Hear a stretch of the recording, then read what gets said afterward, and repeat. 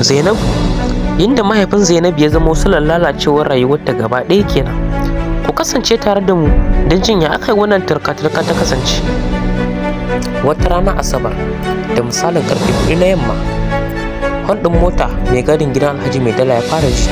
Da sauri ya tashi ya nufi gate, ya je ya leƙa, fitar da mota Alhaji Mai Dala a tsaye a bakin gate. Da sauri ya je ya buɗe, Alhaji Mai Dala ya shigo da motarsa. Bayan shigowa Alhaji Mai Dala ne, mai gadi ya sauri ya je mai da gate ya kulle. Ya to gurin mota Alhaji Mai Dala da gudu da saurinsa ya zo ya buɗe kofa. Barka da zuwa Alhaji, sannu da zuwa ranka daɗe. Mai gadi yake faɗa cikin risinawa da tausasa murya. Alhaji Mai Dala ce yawa. Shalele ta dawo? Alhaji Mai Dala ya aika tambayar zuwa ga mai gadi. Mai gadi ce eh, da sauri ta dawo, ɗazu a nan ba da ɗaya. Muryar mai gadi tana rawa, kasancewa ya san Alhaji Mai Dala abu kaɗai ke iya ɓata mai rai, yanzu da sai ya fasata.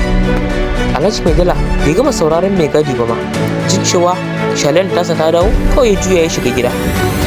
Buɗe ƙofar falonsa ke da wuya. Salamu alaikum, ya faɗa cikin izza. Jin sallama mahaifinta da ta yi shine ya ankarar da Zainabu ta juyo da ganinta zuwa ƙofa. La daji, sannu da zuwa.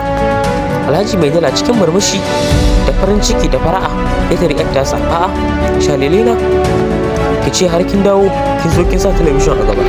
Ta ce eh dadi, wallahi ka san ina son shirin, shi yasa na zauna. Dama ba na son lokaci gure, shi yasa na dawo da wuri. A to madalla sannan ki dawo. Haka Alhaji Mai Dala ya faɗa tare da cewa to ki koma ki ci gaba da kallon. Sai ta ce a'a dadi, ai tun da ka dawo ɗakin ka za mu wuce, dama jiran dawo ka nake yi, ina da buƙatar da nake so mu yi da kai. Ce a'a Allah Shalele, shi kenan zo mu tafi. Ya kama hannun ƴar tasa ya wuce da ita zuwa turakarsa. Shigar su ke da wuya. Ya ce a'a na ji shiru, ina maman take da ke ne? Sai ta ce dadi ni ma ban sani ba, dawowa ne ni ma na gabata nan, amma na tambayi mai gadi ya ce kawai ta ce mishi ta fita ne yanzu za ta dawo, ba nisa ta yi ba, ya ce wai karamin mota ta ɗauka ba babban ba.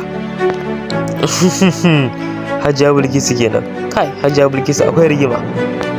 Haka Alhaji Mai Dala ya faɗa yana dariya, ya san matar tasa yanzu nan idan za ta yi dogon tafiya sai ta ce ta ga lalle katon mota za ta hau. Matar tasa tana da son burga. Sallamar da suka ji ce ta katse musu hirar da suke yi, suka juyo suka kalli kofa da sauri. Hajiya Bilkisu ce da ƙida jaka a hannunta. Da sauri Zainabu ta nufi babarta da sauri. Sanda zuwa mama, ta karɓi jakar da ke hannunta. Ta ce sanda zuwa yata, kin dawo kenan? Ta ce ina dawo, ba mai gadi ya ce min kin fita. Kuma ina zaune ina kallo, kawai sai ga dadi shi ma ya dawo. To dama da yake ina son za mu yi magana da shi, hakan ne yasa na biyo shi nan. To ke ma ashe ga kin dawo, kin ga shi kenan sai ki zauna sai mu yi magana tare gaba ɗaya. Ta ce to shi kenan Shalele, me kike so ki faɗa mana? Nusaiba ce ta kalli maman tata, sai ta yi murmushi, sai ta sunkuyar da kai, alamun tana jin kunya. Sai ta ce a'a menene haka, me yasa muke jin kunya haka, ki faɗa min naji. Zainabu ta yi dariya ta rasa hannu a fuska ta rufe. Ta ce a'a wai wannan yarinyar me kike ji da shi ne yau? Wani sabon rashin mutuncin kika bullo mana da shi kuma zaki tattara miki dinga mana dariya? Sai baban ya ce kin ga ya dai mun Shalele, duk yanda aka yi wani abu take son faɗa kuma tana jin kunya. Shalele zo nan ki faɗa mini me yake faruwa ne? Cikin yanayin shugaba Zainabu ta lankwabe a jikin mahaifin nata. To dadi. Zainabu ta ƙara kwantawa a jikin mahaifinta sosai, ta ƙara narkewa a jikinsa. Ya ce Shalele na faɗa min me yake faruwa? Ta ce dama dadi akwai wani wanda muka yi da shi zai zo.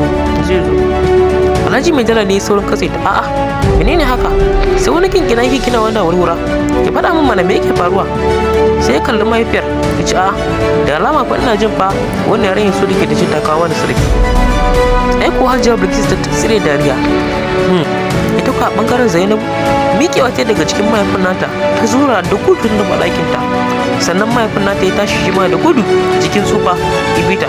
Zainabu na haba Shalele kar ki gajiyar da ni mana, dan Allah so ki ƙara samun naji, ba zan ƙara yin magana ba, ƙarso dan Allah dawo. Ibita a guje. Zainabu ce ta buɗe ƙofar ɗakinta tare da kullum ƙofar da sauri. Mahaifin nata ya tsaya bakin ƙofa. Shalele na dan Allah ki buɗe. Haba Shalele ki buɗe mana ki ji, dan Allah ki buɗe, wani magana zan gaya miki. Ina lallaɓa ta buɗe. Ta ce a'a dadi ni ba zan buɗe ba. haka dai Alhaji mai jala ya ci gaba da lallaba Zainabu. Haba baby, dan Allah ki bude min kinji. Sai ta ce to daddy, ni dai gaskiya baran bude ba, amma sai dai na faɗa ma daga nan. Ya ce a to in dai daga nan din ma za ki faɗa min, ai na samu daraja, faɗa min shalele na. Ta ce to dama ya ce ni fa matsala ta da ke kenan, wannan kinkina ce ba na so, na fi son ki gaya min magana kai tsaye. Ta ce to daddy. Ana cikin haka sai ga mahaifiyar ta ƙaruso. Ya ce hajiya, kin ga wannan yarinya mana ta tabar zare ta ko, dan Allah ki mata magana ta bude kofar nan. Hajiya ta ce Bilkisu ki bude kofar nan. Ni fa gaskiya ma baran bude ba, ku tsaya kawai ku ji na gaya muku. To faɗi ina ji in ji mama. Zainabu ta ce dadi dama malam Ali ne ya ce zai zo ya nemi aure na a wurinka. Ya ce what? Buɗe bakin baba, me yake nufi? Me nake ji? Malam Ali? Wani malam Ali ma wai tukuna kenan? Da sauri ya juyo ya kalli mahaifiyar. Ya ce hajiya, da wanda yarin take faɗa ne, wace magana take yi wannan? Wai wani malam Ali ma tukuna? Sai hajiya ta ce ban sani ba, ko dai malam Ali makocin mu take magana. Sai yarin ta ce dadi, malam Ali makocin mu wanda yake mana karatun islamiyya. Kai malam Ali ya kalle ki? Kin yi sa'a da shi ne ma? Alhaji mai dala ya faɗa a fasace. Hajiya bai ta kalle su ta ce ya haƙuri Alhaji, kwantar da hankali. Ce wani irin na kwantar da hankali na? To wallahi ba da ni ba za a yi wannan da ni ba.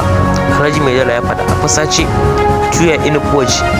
To jama'a, a nan muka muku ƙarshen wannan shiri episode 1, sai ku biyo mu a episode 2 idan kuna da buƙatar ci gaba da jin wannan labari namu. To ku danna mana next a comment section. Mun gode. Kada ku manta ku danna mana subscribe kana ku taɓa mana alamar ƙararrawa domin samun sababbin shirye-shiryenmu da zarar mun daura.